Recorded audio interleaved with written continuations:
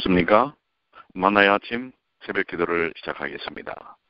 하늘에 계신 아버지 하나님, 지난밤 많은 비를 내려주셨습니다.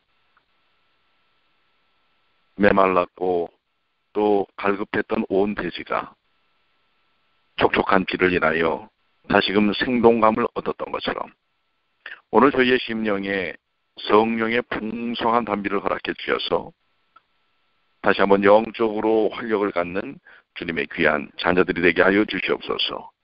오늘 이 아침에도 주께서 베푸시는 은혜를 인하여 감사드리며 우리 주님 예수님의 이름으로 기도드리옵나이다. 아멘.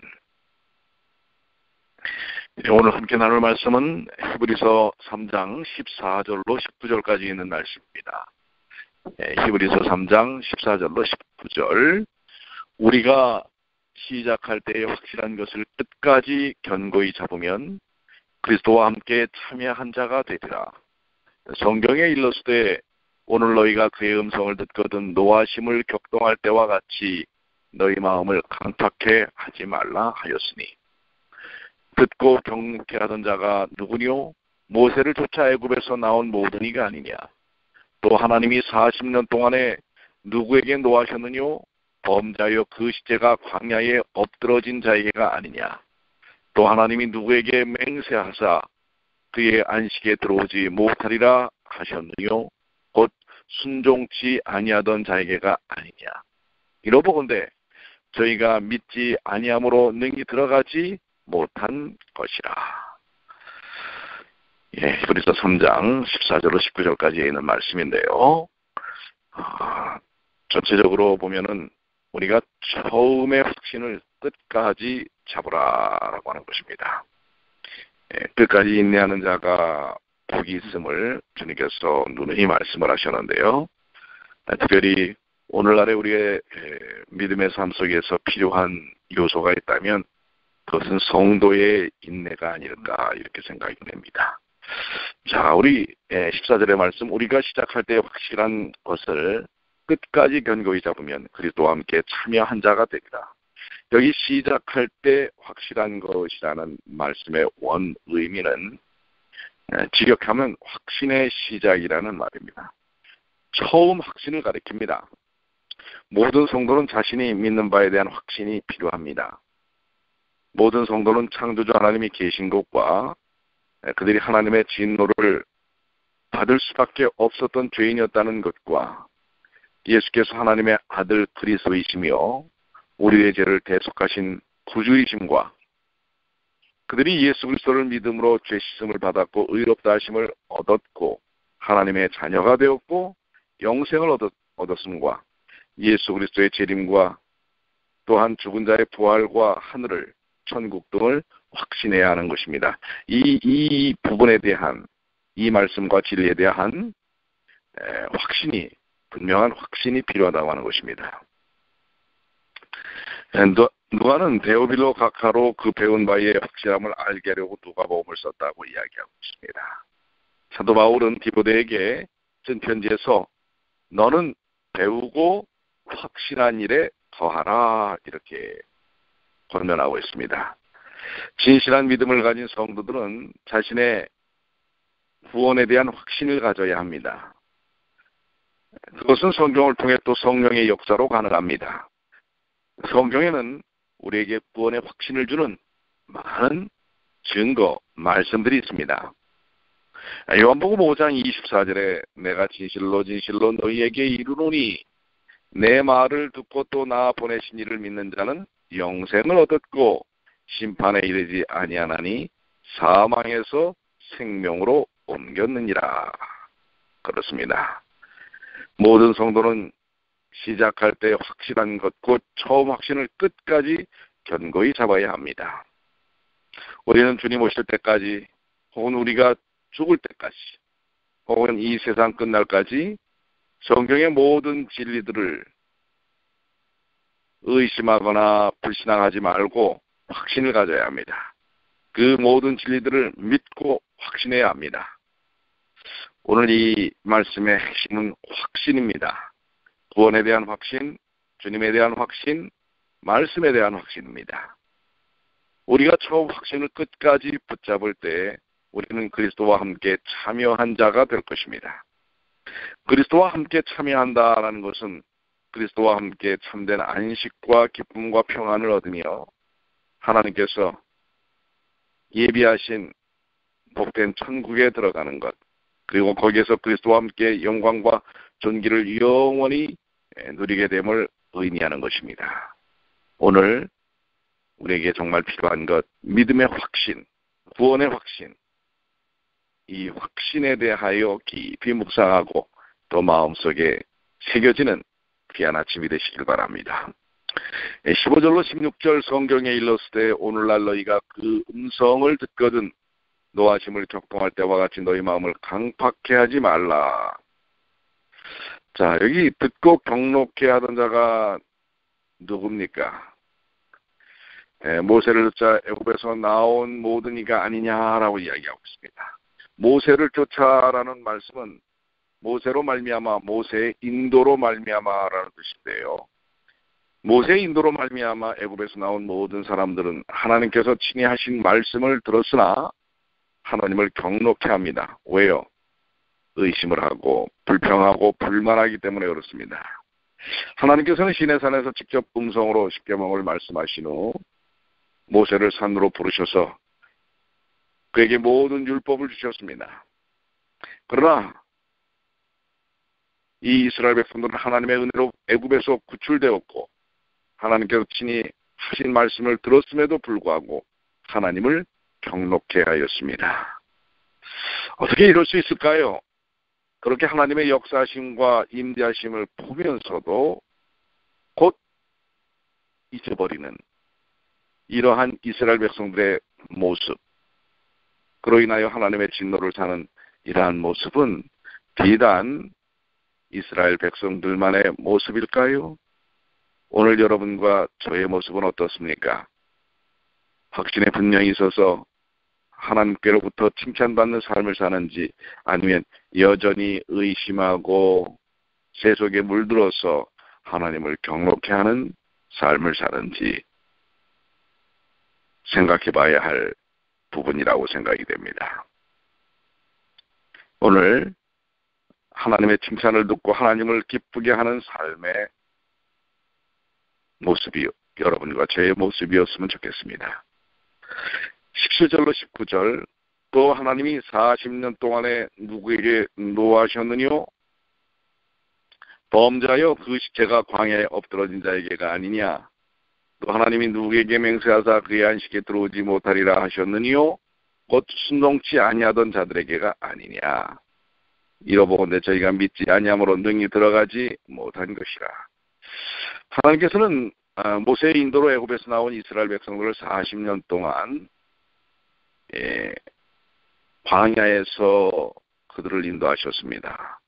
그런데 사실 애굽에서 가나안 길은 일주일 길밖에 되지 않습니다. 아무리 많은 200여만의 사람이라 할지라도 일주일 정도면 들어갈 수 있는 거리입니다. 그런데 40년 동안을 유리방황하다가 결국 그 광야에서 애굽에서 나온 사람들은 다 죽습니다. 여호수아와 갈렙 빼고요. 나머지는 광야에서 태어난 사람들이죠. 왜 그럴 수밖에 없습니까? 분명히 하나님은 그들을 구원하여 내셨습니다. 그러나 그들은 구원에 대한 확신을 홍해에서 분명히 물과 성령으로 침례를 받고 구원함을 받았지만 그 확신 속에 살지는 못했습니다. 결국 그들은 이 세상과 같은 광야에서 다 죽고 맙니다. 흡사 우리들의 인생과 같지 않나라는 생각을 합니다. 우리가 성령으로 침례를 받고 구원을 받은 우리들이 이 세상 거친 광야에서 하나님을 의지하고 매일 매 순간 만나와 반석에 물을 주시면서 우리를 살리시고 때를 따라 먹을 것 또한 닳지 않는 입을 것을 주셨지만 구원에 대한 확신, 인내를 보이지 못하는 일 통해 불평과 불만 속에 그저 이 세상에 살다가 죽어가는 그런 모습, 순종치 않는 하나님의 뜻과 말씀 속에 순종치 않는 삶을 사는 이스라엘 백성들, 오늘 우리와 어떠한 모습의 이 클로즈업이 됩니까? 그들은 40년 동안 하나님의 은혜를 받고 살았지만 어떤 면에서는 40년 동안 하나님의 진노하심을 일으키는 인생을 살고 마는 것입니다. 그 까닭은 그들이 하나님 앞에 범죄하였기 때문입니다. 로마서 6장의 죄의 삭은 죽음, 사망이라고 이야기하고 있습니다.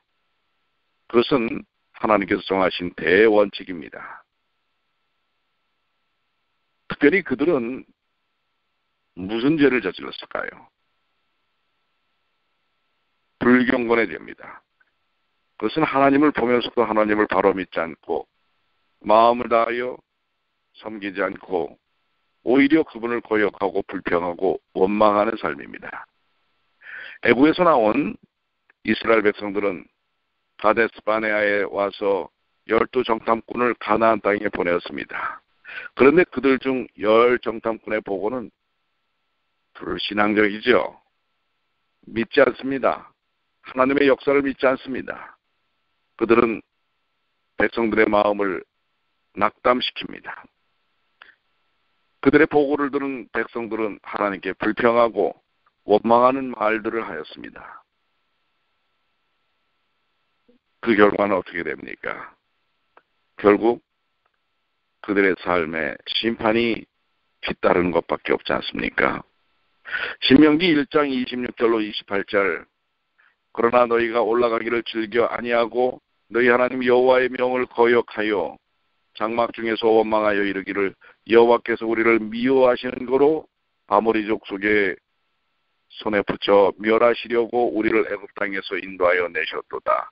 우리가 어디로 갈고 우리의 형제들이 우리로 낙심케 하여 말하기를 그 백성은 우리보다 장대하며 그 성읍은 크고 성곽은 하늘에 닿았으며 우리가 또 거기서 아낙 자손을 보았노라 하였도다 하기로. 자, 10명의 정탐꾼은 지도자와 같습니다. 지도자들의 안목이 닫혀 있습니다. 왜곡되어 있습니다. 하나님의 약속을 믿는 믿음을 통하여 비전을 갖지 않습니다. 결국 어떻게 됩니까?